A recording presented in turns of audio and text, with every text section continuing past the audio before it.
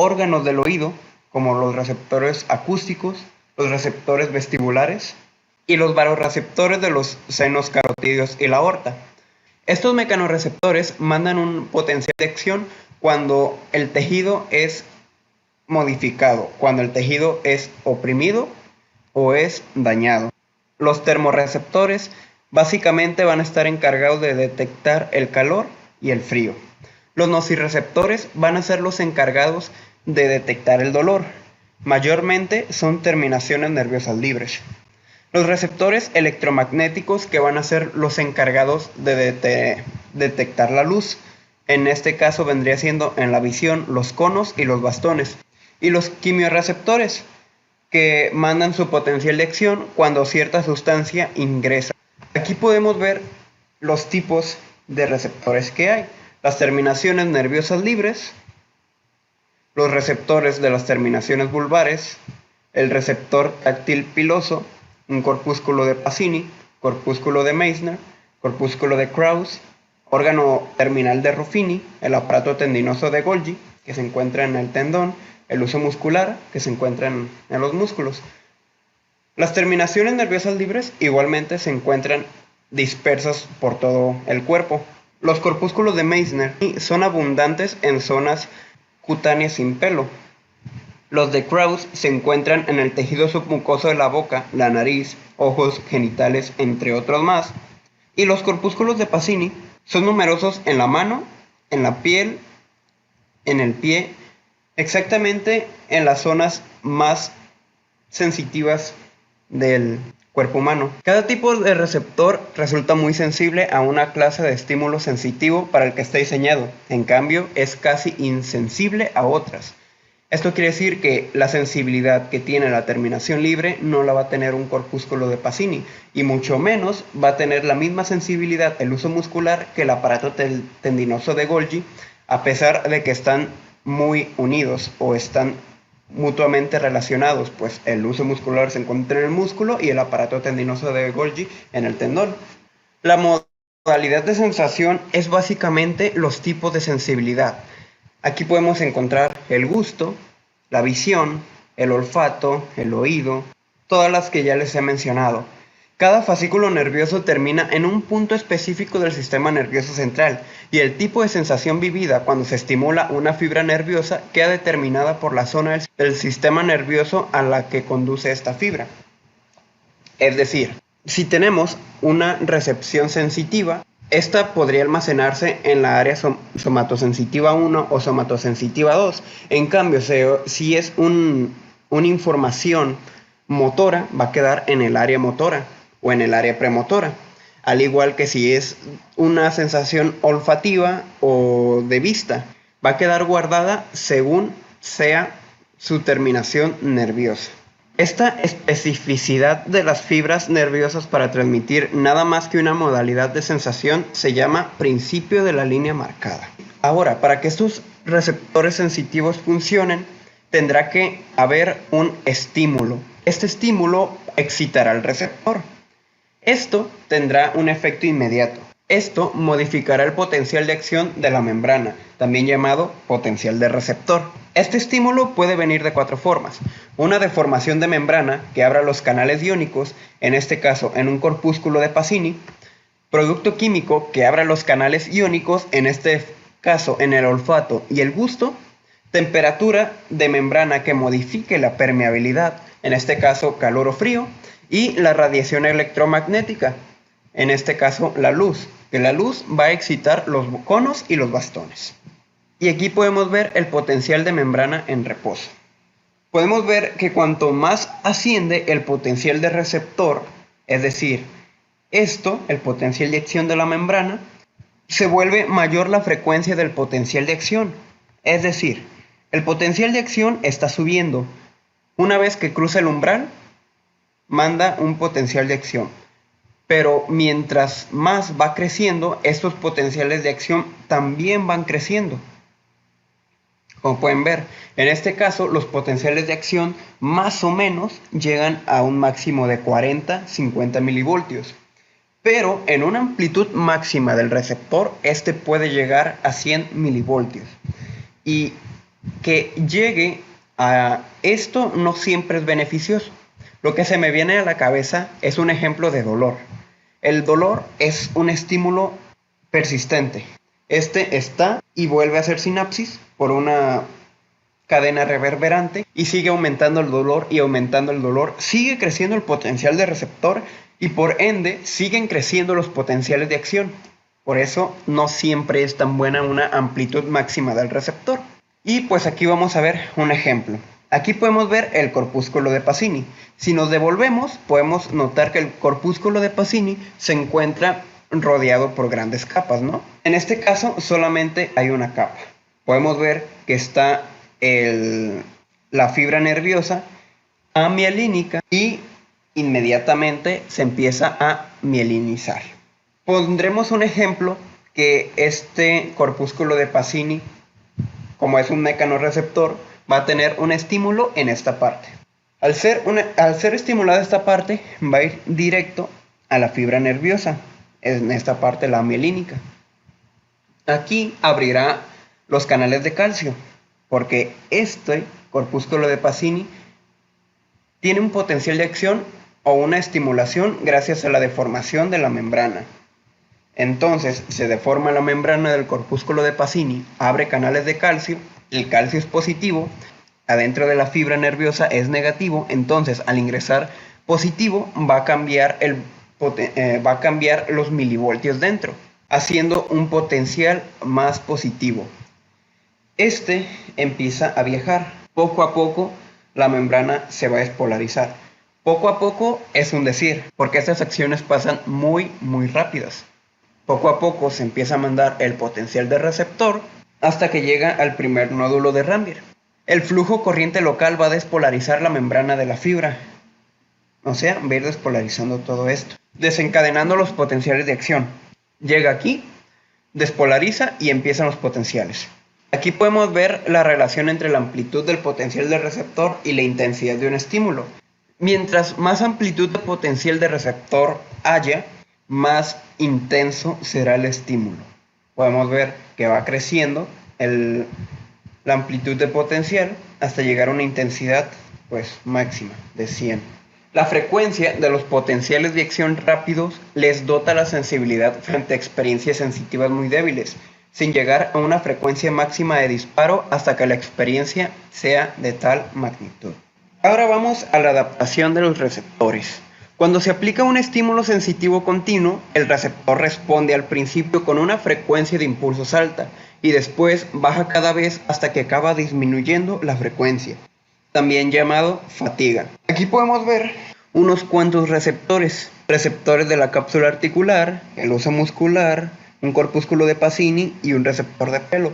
Podemos ver que al principio sí hay una frecuencia de impulsos alta, pero conforme va traspasando los segundos, esta cada vez va decreciendo hasta llegar a una insensibilidad. Entonces, los quimiorreceptores y receptores del dolor tal vez nunca se adapten. ¿Por qué no se van a adaptar? Si ponemos un ejemplo de la sensibilidad de alguna prenda, estos receptores se van a adaptar a la prenda, haciendo que tú prácticamente no sientas que traes la camisa, pero sí sabes que traes camisa. En cambio, los quimiorreceptores y receptores del dolor que no se adapten es porque el dolor cada vez empieza a aumentar y aumentar y aumentar, y el dolor es una sensibilidad que viaja hasta el encéfalo, el cual se guarda ahí y persiste mientras el estímulo siga. En cambio, los quimiorreceptores, pues podemos comer algún alimento, comemos un bocado, ok, segundo bocado, ok, y así hasta que nuestro apetito decrece. Sin embargo, la sensación que nos da el alimento persiste, ese sabor persiste, por eso es que no se va a adaptar. Y vamos a ver un ejemplo en el corpúsculo de Pacini. El corpúsculo de Pacini, como ya les mencioné y como pudimos ver, tiene varias capas, se podría decir. Es como las cebollas, diría Shrek. Es como las cebollas, tiene varias capas. Estas capas lo permiten hacer viscoelástico, pues dentro de las capas va a tener un líquido. Si se aplica una fuerza que deforma a un lado, es decir, Supongamos que aquí todo esto están las capas, está completa, y si ejecutamos una fuerza en esta parte, se va a ir directo. Se transmitirá al mismo lado de la fibra nerviosa central, y esa es la fibra nerviosa central. Entonces, si hacemos un movimiento aquí, se va a transmitir acá. Y esto es gracias al componente viscoso, pues la primera capa se ha dañado, bueno, se ha estimulado, la segunda también, la tercera y bla, bla, bla, bla, bla, hasta llegar a la fibra nerviosa. Y este líquido se va a redistribuir dejando de generar el potencial de acción. Este es una forma de adaptarse. En cambio, hay otra forma, que es la acomodación. Y puede ser que, aunque la fibra del núcleo central continúe deformada, el extremo de la fibra se acomoda.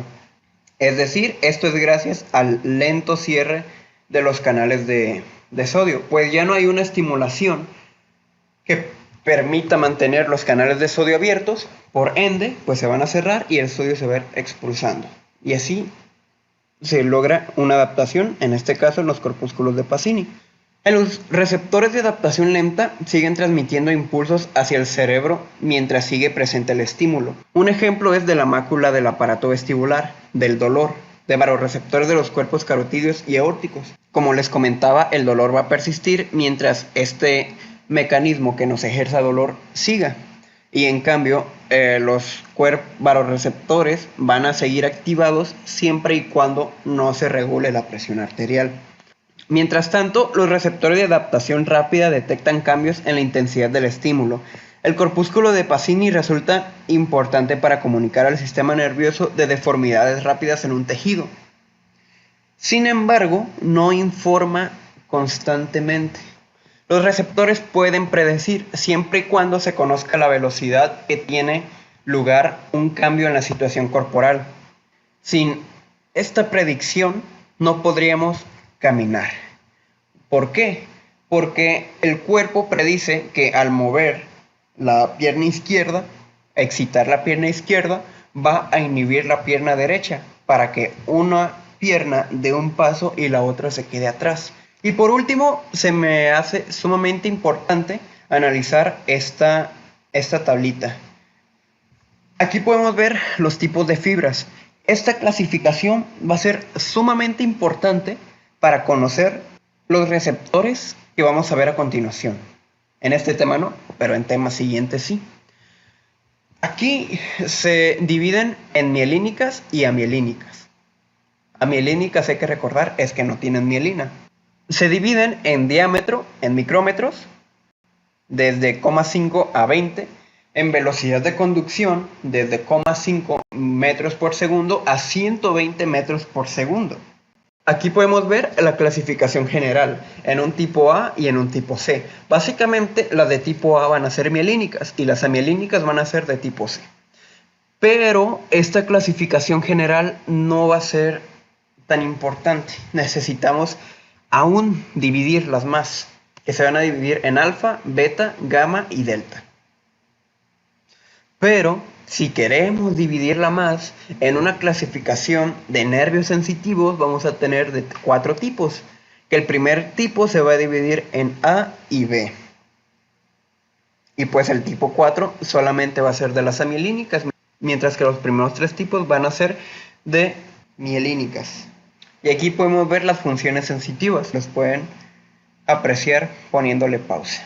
La transmisión de señales de diferente intensidad. Aquí va a variar en la sumación espacial y la sumación temporal, que ya les comentaba en el anterior tema. En pocas palabras, la sumación espacial va a ser la gran cantidad de fibras estimuladas para producir un estímulo intenso. Como podemos ver, hay pocas fibras, hay un estímulo débil. Hay más o menos fibras estimuladas, hay un estímulo pues más o menos. En cambio, cuando la mayoría de las fibras está estimulada de un solo nervio, estas van a producir un estímulo intenso.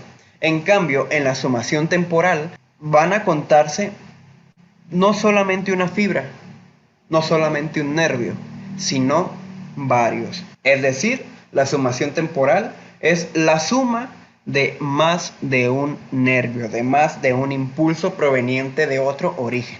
Ahora vamos a ver cómo se transmite y se procesa las señales. Primero que nada, hay que revisar esta imagen. Aquí podemos ver el soma y las dendritas, y acá vendrían siendo los axones 1 y axones 2.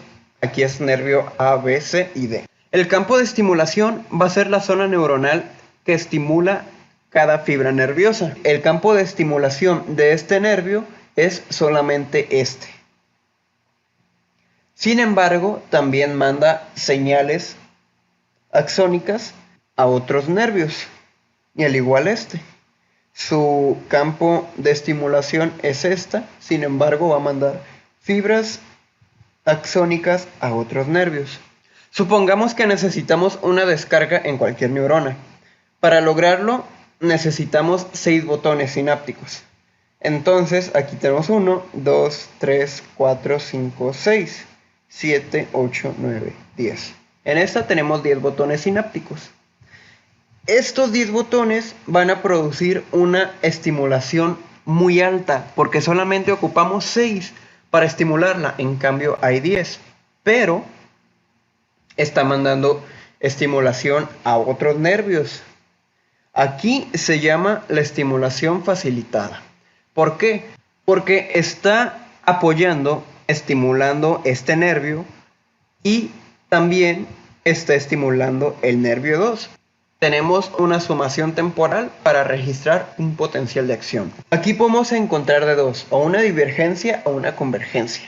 La divergencia básicamente son señales débiles de un grupo neuronal que excitan una cantidad mucho mayor de las fibras que lo abandonan. Es decir, mandas una señal débil por un nervio, la cual se va a propagar en 2, estos 2 en 4, estos 4 en 8, y así mandar un estímulo a varios músculos, por decir un ejemplo.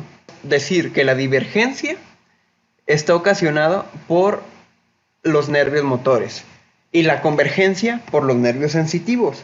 ¿Por qué? Porque las señales van a ser procedentes de diferentes orígenes. Se van a reunir para excitar una neurona. Este soma solo está recibiendo información de una sola fuente. En cambio, la convergencia de múltiples fuentes, pues llegan un nervio, otro nervio y otro nervio, y así. Esta es muy utilizada por el sistema nervioso central para relacionar, sumar y clasificar clases de información. Por eso es que es convergencia sensitiva. Ok, divergencia motora, convergencia sensitiva. Como podemos ver, aquí hay una fibra de entrada con una ramificación axónica. Esta pues va a ser sinapsis, ¿no? Ambas sinapsis van a ser excitadoras, la cual pues una es una sinapsis directa y otra indirecta, porque está recurriendo a otra neurona para que haga sinapsis en otra neurona. Es decir, en este circuito encontramos dos neuronas, una sinapsis, y aquí 3 neuronas, 2 sinapsis. Entonces, la segunda sinapsis que ocurra en esta parte va a ser inhibidora. Y nuevamente al ejemplo de caminar. Va a excitar la pierna derecha y se va a inhibir la pierna izquierda. Las posdescargas son básicamente una descarga de salida. La duración puede ser desde milisegundos hasta minutos después de que haya acabado la señal de entrada. Esa es la señal de entrada, esa es la señal de salida. Hay una sinapsis, entonces hay una descarga de salida que vuelve aquí y puede seguir excitando milisegundos o segundos después de que la señal de entrada haya excitado aquí. En la postdescarga sináptica es posible que una única señal de entrada instantánea dé lugar a la emisión de una señal sostenida de muchos milisegundos de duración. Y pues el circuito reverberante lo podemos ver en esta imagen que se divide en 4 o nos presenta 4 circuitos. Será básicamente una retroalimentación positiva. Una vez estimulado, puede descargar repetidamente durante mucho tiempo. Y aquí podemos ver los 4 tipos. Si nos vamos a la primera, la fibra de salida va a enviar una fibra nerviosa colateral a sus propias dendritas para reestimularse. En cambio, en esta se generará una dilatación en el tiempo de retraso entre la descarga inicial y la señal de retroalimentación. Es decir, esta postdescarga va a durar más tiempo de lo que dura esta. ¿Por qué? Porque hay sinapsis aquí, aquí y aquí. Este manda una señal a esta. De igual forma, este tercer nervio manda una sinapsis aquí, el cual va a excitar este nuevamente y este, provocando nuevamente una postdescarga. Y como este circuito es más complejo, es más largo, pues va a durar más tiempo. Al tipo C va a ser parecido, solamente que habrá fibras de facilitación y fibras de inhibición. Cuando se facilita, el potencial aumentará. Cuando se inhibe, pues lo cesará o lo degradará. Y en esta última, la señal de reverberación total puede ser débil o potente. Esto es gracias a que como es un canal complejo, un canal circular, va a depender de todas las fibras participantes. Si estas dos no participan y estas dos sí, pues mandará un estímulo más o menos. Si solamente participa una es un estímulo débil y si participan todas, un estímulo potente. Y la prolongación de una señal es la vida que tiene. Esta es la frecuencia de impulso de salida. Aquí está el impulso de entrada. Como podemos ver, es muy sensible a este estímulo, por lo cual se eleva bastante rápido. Si tenemos una señal de facilitación, esta señal puede aumentarse y puede durar mucho más tiempo, a comparación de lo que duraría la normal.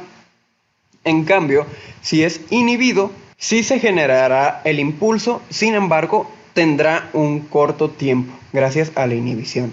Algunos circuitos neuronales emiten señales de salida en forma continua, incluso sin señales de entrada, y esto es por dos vías. Una es ocasionada por la excitabilidad neuronal intrínseca, es decir, las frecuencias de emisión de impulsos pueden aumentar si reciben señales excitadoras o inhibirse si reciben señales inhibidoras. En cambio, en las señales reverberantes continuas, los impulsos excitadores que penetran en grupos reverberantes pueden aumentar e incrementar la señal de salida y pues la inhibición va a reducirla o extinguirla. Aquí la podemos ver. Este es un impulso por segundo. Si hay una excitación lo va a excitar. En cambio, cuando hay una inhibición lo va a reducir. En este caso no se extingue. Este tipo de transmisión de la información lo utiliza el sistema nervioso autónomo para controlar funciones como el tono vascular o intestinal, el grado de contracción del iris en el ojo y la frecuencia cardíaca. La emisión de señales rítmicas. Estas básicamente son señales iguales. Por ponerles un ejemplo de comparación, podría ser en el electrocardiograma, que las señales no son iguales, pero son muy parecidas, ¿cierto? Y aquí podemos ver el cuerpo carotídeo en la respiración. Cuando se estimula el cuerpo carotídeo al disminuir el oxígeno arterial, tanto la frecuencia como la amplitud de la señal rítmica respiratoria de la salida aumenta progresivamente. Por último, hay una inestabilidad y estabilidad en los circuitos neuronales. Si una señal excitadora penetra el cerebro, detonaría excitaciones por todas partes. Si llegase a ocurrir esto, el cerebro quedaría inundado por una nube de señales reverberantes sin control alguna, es decir, epilepsia. ¿Cómo evita el sistema nervioso esto? Pues bien, por circuitos inhibidores y por fatiga sináptica. Los circuitos inhibidores encontramos dos: los circuitos de inhibición, que vuelven desde el extremo terminal de una vía a las neuronas excitadoras iniciales de esta misma vía. Y el otro son grupos neuronales que ejercen un control inhibidor global sobre regiones generalizadas del cerebro. Ciertas neuronas solo secretan GABA, otras solo acetilcolina. Entonces, solo las que secretan GABA van a ser un circuito inhibidor. Y pues la fatiga sináptica es básicamente, cuanto más breve sea el intervalo de los reflejos flexores sucesivos, menor será la intensidad de la respuesta refleja posterior. En este caso estoy usando de ejemplo los flexores. Entonces, ¿por qué ocurre una fatiga sináptica? Básicamente por su sensibilidad. Aquí podemos ver los reflejos flexores. Hay una estimulación, ok, la capta al 100%. Hay una segunda estimulación, pero no es el mismo, no se recibe de igual forma. Entonces, si hay una tercera, ni siquiera se va a asemejar a la anterior. Por ende, es que su fatiga, por eso es que se fatigan. Y esto es gracias a que desciende su sensibilidad. También hay que recordar que, por ejemplo, en los canales, en la sinapsis de segundos mensajeros, había una formación de proteínas, había una transducción. Esta formación de proteínas va a ser constante. Cuando la sinapsis se emplea demasiado, de una cantidad excesiva de sustancia transmisora, se combina con proteínas receptoras. Entonces, una vez que están combinadas, todas estas se van a inactivar. Y una vez inactivadas, pues no van a servir, por lo cual se van a retirar. Es decir, las proteínas están para recibir los neurotransmisores. Una vez que todas estas proteínas han recibido todo el neurotransmisor, provocarán un potencial de acción. Pero hay un segundo estímulo. Estas proteínas no van a estar al 100% para recibir todo el neurotransmisor, por lo cual el potencial de acción cesa un poco. Y pues si hay un tercer estímulo, el potencial de acción vuelve a bajar. Esto es todo de mi parte. Espero les haya gustado este video de fisiología. Si tienen dudas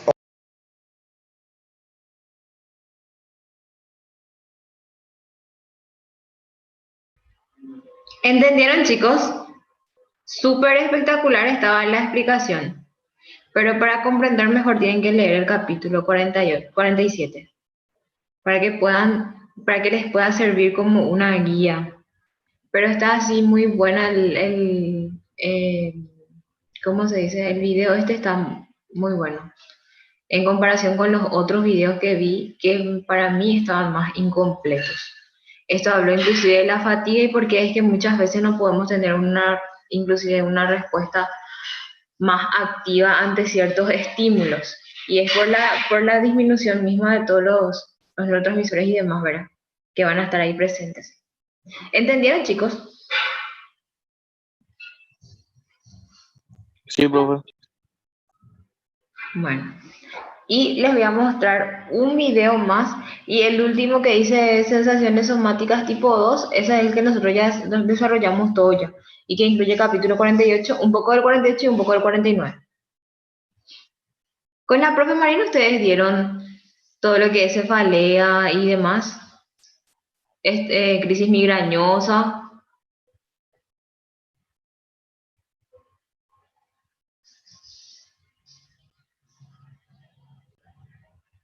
Para mí que no, profe, no recuerdo bien.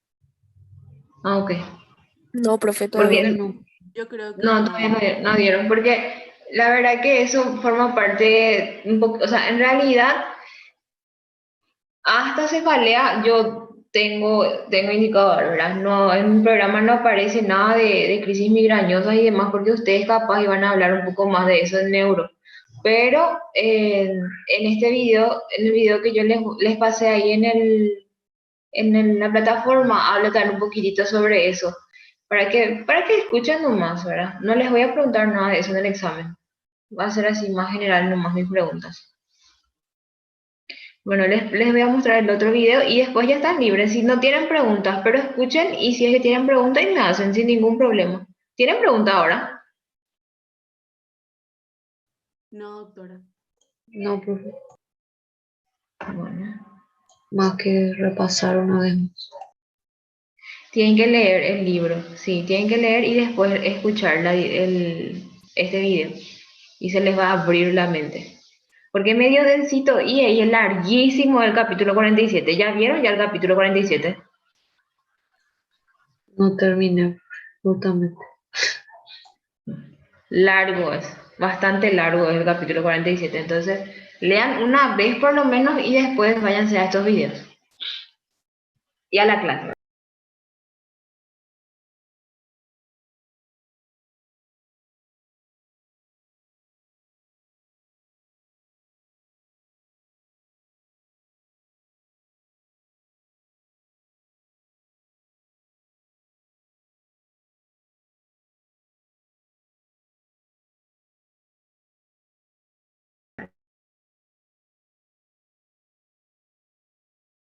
Hola a todos, sean bienvenidos a un nuevo video de fisiología en el canal. Esta vez vamos a ver las sensaciones somáticas 1, la organización general, sensación táctil y posicional. Detección y transmisión de las señales táctiles. El contacto, la presión y la vibración son detectados por los mismos receptores. Para generar un potencial de acción e identificar el tacto, este deriva de la estimulación de los receptores. Para identificar la presión, se deforman los tejidos profundos y para identificar la vibración, se repiten las señales sensitivas muy rápidas. Vamos a encontrar 6 receptores táctiles. El primero son las terminaciones nerviosas libres. Estas se encuentran en todo el cuerpo, tanto en pies, espalda, brazos, en cualquier parte del cuerpo, se encuentran dispersas. Lo que captan más que nada es el tacto y la presión, además de temperatura y dolor, pero en este caso solamente nos vamos a enfocar en el tacto y la presión. Los corpúsculos de Meissner van a estar en las zonas lampiñas del cuerpo. Serán abundantes en las yemas de los dedos y los labios. Estos son muy sensibles al movimiento de los objetos sobre la piel. Van a ser similares a los órganos terminales del pelo.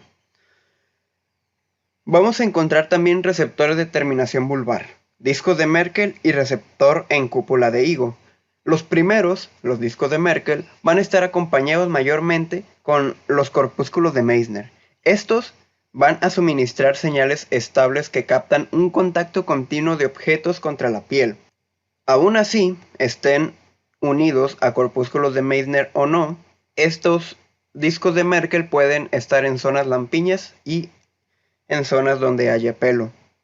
Los receptores en cúpula de higo son igual que los anteriores, solamente que estos van a captar las texturas. A continuación tenemos el órgano terminal del pelo. Este va a detectar el movimiento de objetos sobre el cuerpo y su contacto. Las terminaciones de Ruffini son de adaptación rápida. Estos se encuentran en una región más interna de la piel. Van a comunicar un estado de deformación continua. Y por último, los corpúsculos de Pacini van a detectar cambios rápidos. Los receptores especializados, es decir, los corpúsculos de Meissner, los receptores en cúpula de higo, los órganos terminales pilosos, los corpúsculos de Pacini y las terminaciones de Ruffini van a enviar señales por fibras A beta. ¿Recuerdan el video anterior donde les comentaba estas fibras? Pues bien, las A beta son las segundas fibras sensitivas más rápidas. En este caso van a ir de 30 a 70 metros por segundo. Las terminaciones nerviosas libres van a ser de tipo A gamma. Estos van a ser de 5 a 30 metros por segundo. Y otros receptores táctiles van a ser de tipo C. Van a ser parecidas a las del dolor. Estos van a avanzar de 1 a 2 metros por segundo. En el caso de los corpúsculos de Meissner, como son sensibles al movimiento, van a identificar vibraciones de 3 a 80 ciclos. Su fibra nerviosa va a ser de tipo A beta, pero esta es más lenta que la de corpúsculos de Pacini, la cual va a identificar vibraciones de 30 a 800 ciclos, y su fibra será de A beta. En cambio, la detección del cosquilleo y el picor va a ser por terminaciones libres. Estas terminaciones libres van a ser de tipo C. La característica del picor es traer atención de estímulos superficiales leves, es decir, rascarse, el cual rascarse puede aliviar el picor en la piel. Vamos a encontrar dos vías sensitivas que van a transmitir las señales. Una columna dorsal lemnisco-medial, que va a ser importante en este tema, y la anterolateral, que va a ser importante en las sensaciones somáticas 2, o sea, el siguiente tema. La columna dorsal lemnisco-medial se va a diferenciar en su rapidez. Esta va de 30 a 100 metros por segundo. En cambio, la anterolateral es de solamente 40 metros por segundo. Esta anterolateral va a detectar el dolor, el calor, el frío y sensaciones groseras, como un golpe en la piel. En cambio, la columna dorsal lemnisco-medial va a captar información sensitiva y se va a enviar rápido y con fidelidad temporal y espacial. Esto es gracias a su rápido almacenamiento en la área somatosensitiva primaria. En el sistema de la columna dorsal lemnisco-medial, las sensaciones de tacto requieren un alto grado de localización del estímulo. Si yo pongo mi dedo en la palma de mi mano, esta columna dorsal lemnisco-medial va a identificar específicamente dónde está ese tacto. Las sensaciones de tacto que requieren la transmisión de una fina degradación de intensidades. Es decir, si el dedo que puse en la palma de mi mano está haciendo una presión o solamente está reposando sobre ella. Las sensaciones fásicas, como las vibratorias, o al ir en un carro que caiga en un bache y detectar sensaciones vibratorias. Las sensaciones que indiquen un movimiento contra la piel, como por ejemplo cuando nos sacamos la camisa. Sensaciones posicionales de las articulaciones, si estamos sentados, si estamos parados, si estamos caminando, corriendo, etc. Y sensaciones de presión relacionadas con una gran finura en la estimulación de su intensidad, igual parecida a la número 2. En cambio, el sistema anterolateral se va a encargar del dolor, sensaciones térmicas, calor o frío, sensaciones de presión y tacto grosero, golpes, de cosquilleo y picor, y sensaciones sexuales. Ahora sí vamos a hablar sobre la columna dorsal lemnisco-medial.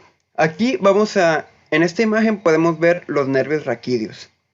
Este va a ser el de la columna dorsal lemnisco-medial y este del anterolateral. Primero que nada, el nervio raquídeo va a penetrar la médula espinal por las raíces dorsales. ¿Cómo sabemos que aquí están las raíces dorsales? Simplemente por ver la sustancia negra. Al ver la sustancia negra podemos identificar las astas dorsales de la sustancia negra, estas, por lo cual sabemos en qué posición está la médula espinal. Una vez que penetra la médula espinal se va a dividir en dos. En una medial, que simplemente ascenderá y terminará en la médula espinal, y una lateral, que esta última va a penetrar en la sustancia gris, hará sinapsis en el disco número 2, en el número 4, en el número 5. Estas sinapsis serán con neuronas locales. Algunas van a emitir fibras a las columnas dorsales y ascender por el encéfalo. Otras son cortas y acaban en la sustancia gris para producir reflejos locales. En cambio, otras dan origen a fascículos espinocerebelosos. En el pie recibimos un estímulo, se va por la raíz dorsal, penetra por la raíz dorsal de la médula espinal, van a subir hasta el bulbo raquídeo. Aquí en el bulbo raquídeo, exactamente en la parte inferior, hará sinapsis con los núcleos de la columna dorsal.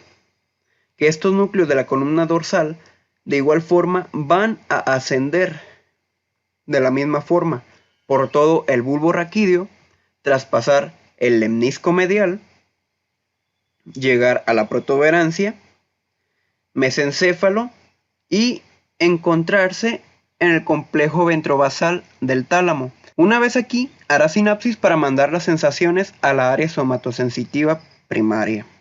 Vamos a recordar un poco de anatomía. ¿Se acuerdan de las áreas de Brodmann?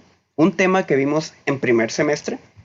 Pues bien, aquí la vamos a ocupar nuevamente. Sí, en fisiología se van a tratar todas estas áreas, es decir, las áreas occipitales para la vista, las del oído, las sensitivas, las motoras, del pensamiento. En este caso, nosotros nos vamos a enfocar en la área somatosensitiva primaria, área somatosensitiva secundaria y las áreas de asociación somatosensitiva. Como podemos ver, en el área somatosensitiva primaria vamos a encontrar las sensaciones del muslo, del tórax, del cuello, del hombro, la mano, dedos de la mano, lengua y región intraabdominal. En cambio, en la área somatosensitiva secundaria vamos a encontrar igualmente la región intraabdominal, la cara, el vaso y la pierna. Y el área de asociación somatosensitiva pues va a estar encargada por varias partes del encéfalo. Llegan los fascículos del lemnisco medial, donde hacen sinapsis en el complejo ventrovasal del tálamo y llegan al área somatosensitiva 1, en la circunvolución poscentral. Ahora vamos a ver la orientación espacial de las distintas señales.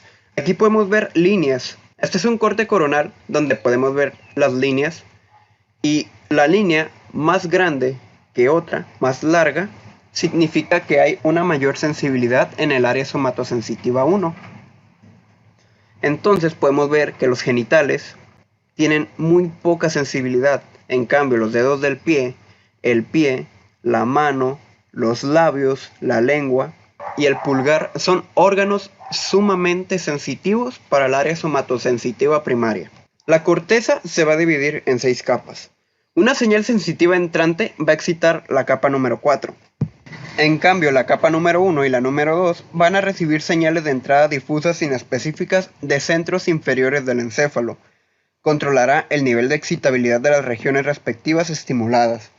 La capa 2 y 3 enviará axones a las porciones emparentadas de la corteza cerebral opuesta al cuerpo calloso. Hay que recordar que el cerebro se divide en dos hemisferios. A pesar de que un hemisferio se podría considerar mejor o más activo que el otro, ambos trabajan a la par. Y pues las últimas capas, las 5 y las 6, mandan axones a las capas profundas del sistema nervioso. Esta organización por capas va a detectar un estímulo distinto. Es decir, una capa va a detectar el dolor, otra capa va a detectar un movimiento motor, otra una sensación, y así sucesivamente. Ahora pasando al área somatosensitiva y sus funciones, esta área juntará sensaciones de forma diferenciada en distintas partes del cuerpo. Ahora vamos a las funciones del área somatosensitiva. Como podemos ver, va a juntar muchas sensaciones de diferentes partes del cuerpo. Será encargada de valorar la presión, el peso, la textura, la forma y la configuración del objeto. Por eso es muy importante esta área. Si esta área resulta dañada por X o Y razón, nosotros vamos a perder esto. No vamos a saber la presión que un objeto está haciendo contra nosotros. No podremos identificar la textura, la forma y configuración del objeto. En cambio, las áreas de asociación somatosensitiva, es decir, esta parte, se van a encargar de descifrar significados profundos de información sensitiva. La estimulación eléctrica de esta área en una persona despierta puede provocar que experimente una sensación corporal compleja, que en ocasiones llegue incluso a la percepción de un objeto como un cuchillo o una pelota. Es decir, si a nosotros nos dan un balonazo, o si por accidente nos cortamos o recibimos un pinchazo, sabremos que será un objeto punzocortante. Sabremos que si nos dieron un balonazo, será gracias a una pelota.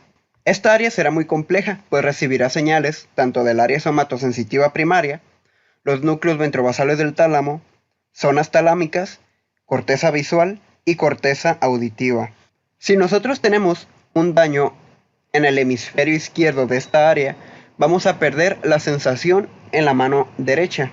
No solo olvidar sensaciones, sino que vamos a olvidar completamente utilizar el otro lado para funciones motoras. Esto se llama amorfosíntesis. Esta vía de columna dorsal lemnisco-medial va a tener un circuito neuronal básico. Aquí lo podremos ver. Estos son neuronas que hacen sinapsis entre sí desde los núcleos de la columna dorsal, el tálamo y la corteza. Si nosotros recibimos un estímulo débil, solamente causará un disparo en los nervios centrales. En cambio, si es un estímulo intenso, causará un disparo en todos estos nervios. Una función importante de esta vía dorsal lemnisco-medial es distinguir entre dos puntos. ¿Por qué? Por la cantidad de receptores táctiles especializados en ambas regiones. En este caso vamos a hacer un experimento en la yema del dedo y en la espalda. Vamos a pinchar a una persona con dos agujas en dos diferentes zonas corporales y al mismo tiempo. Si nosotros primero pinchamos con dos agujas en la yema del dedo, vamos a recibir dos estímulos. Es decir, el cerebro se dará cuenta que dos agujas están pinchando el dedo. En cambio, en la espalda puede distinguir que hay dos pinchazos. Sin embargo, por la falta de receptores táctiles, solo encuentra uno. ¿Por qué? La inhibición lateral, básicamente, una neurona inhibe a la otra. Esto es gracias a que bloquea la dispersión lateral de las señales excitadoras y, por tanto, acentúa el grado de contraste en el patrón sensitivo percibido por la corteza. También esta vía se encargará de recibir la posición corporal. Esto depende más que nada de la angulación de las articulaciones. Van a intervenir receptores táctiles cutáneos y receptores profundos cercanos a las articulaciones.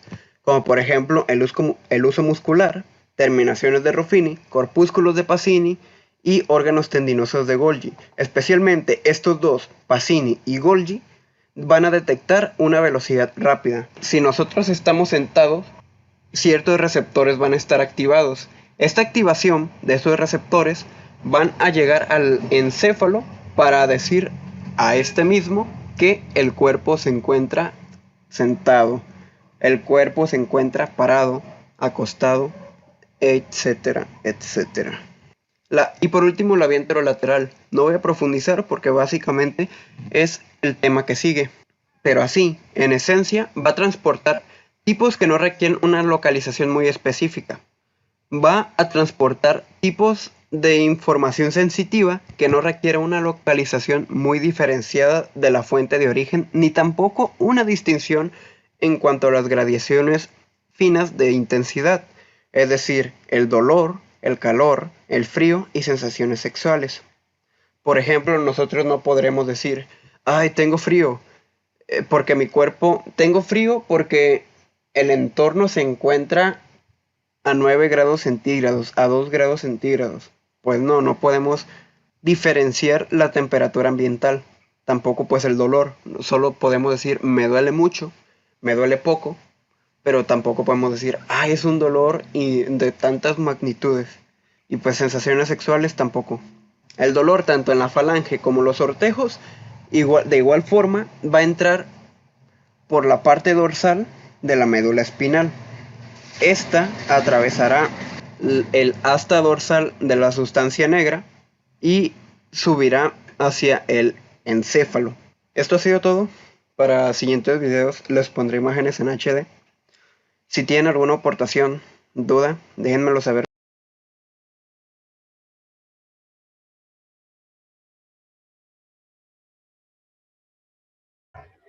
Y bueno, el siguiente video es lo que nosotros ya desarrollamos, pero van a repasar otra vez con el video que les pasé en la plataforma. ¿Comprendieron, chicos? ¿Tienen alguna duda hasta acá? De mi parte no, profe. ¿Y los demás? Entendimos, profe. Sí, profe, se entendió. ¿Se entendió todo? Bueno, genial entonces.